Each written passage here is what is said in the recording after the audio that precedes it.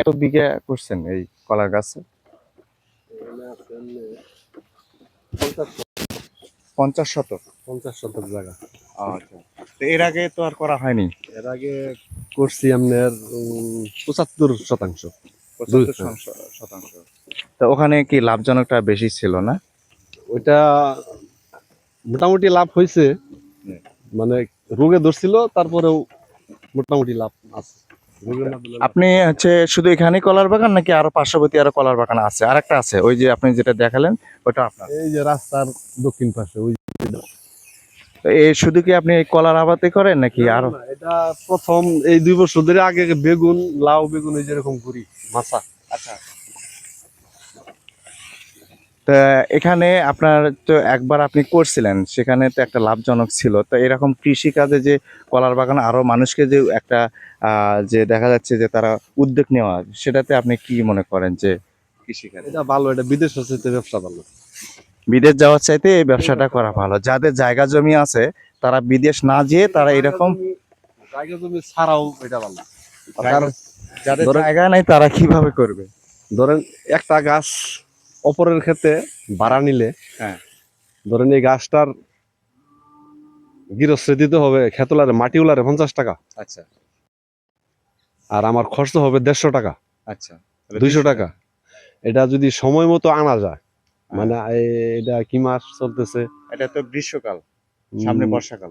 মানে রমজানের সময় যদি নামানো যায়, আর 1 মাস আগে নামানো যে ছড়ি নামবে, আচ্ছা, এই ছড়িগুলা মিনিমাম 600 টাকা বিক্রি। মানে একটা ছড়ি হলে এটা 600 টাকা বিক্রি হবে? 500 টাকার নিচে নেই। আচ্ছা, এই ছড়িটা আপনার কি রকম একটা এমন আসতে পারে? একটা গাছের প্রতি যে দেখা যায় একটা ছড়ি দেখা যাচ্ছে আপনার 300 টাকা খরচা হতে পারে। না, 300 টাকা হবেই না, 200 টাকা হবে। 200 টাকা হবে। 200 টাকা হবে। তার মানে যে পরিশ্রম করা এবং হচ্ছে নিজের একটা লাভজনক 200 আশা। টাকা খরচ করলে আপনার পরিশ্রম নিজের করাই লাগবে না। তাই? হ্যাঁ, শুধু এই কামলার উপর দিয়া। আপনি এখানে কতগুলো গাছ লাগাচ্ছেন? এখানে আছে আপনার 700। 700 গাছ কি মানে মোটামুটি তো হয়ে যাবে, সবগুলোই তো হয়ে যাবে নাকি? হ্যাঁ, ইনশাল্লাহ। গাছ যদি একটু পরিচর্যাটা বেশি করে করা যায় তাহলে গাছটা ভালো হয় আর কি। পরিচর্যা করলে আপনার এটা প্রতি ছড়িতে 500 টাকা লাভ হবে যাক, নিজে করলে। প্রতি ছড়িতে যদি 500 টাকা করে আসে তাহলে আপনার 700 গাছ, 700টা ছড়ি হচ্ছে, তা 700 5 দিয়ে গুণন করে তাহলে অ্যামাউন্টটা ওনার। এটা কত দিনে ভাই আপনার? এটা সর্বনিম্ন 9 মাস, উপরে 11 মাস। 11 মাসে এই লভজনকটা আসে আর কি, তাই না? তো আপনারা দেখতে পাচ্ছেন যে ভাইয়ের সাথে কথা বললাম, অনেক ভালো লাগলো। উনি বলছে যে বিদেশের যাওয়ার দরকার নেই, কারণ যদি পরিশ্রম জানে, আসলে পরিশ্রমে হচ্ছে মানুষের মূল চাবিকাঠি। পুরুষ মানুষে পরিশ্রম করতে হবে, পরিশ্রম করলে তাহলে একটা ইনকামের সোর্স থাকে। এই যে দেখছেন বিশাল একটা কলার বাগান, ভাই এখানে 50 শতাংশ জমিতে কলার একটা আবাদ করছে, পাশে ওনার আর একটা খেত আছে। এই যে ঘাস মারানোর জন্য আর কি কীটনাশক ব্যবহার করা হয়েছে।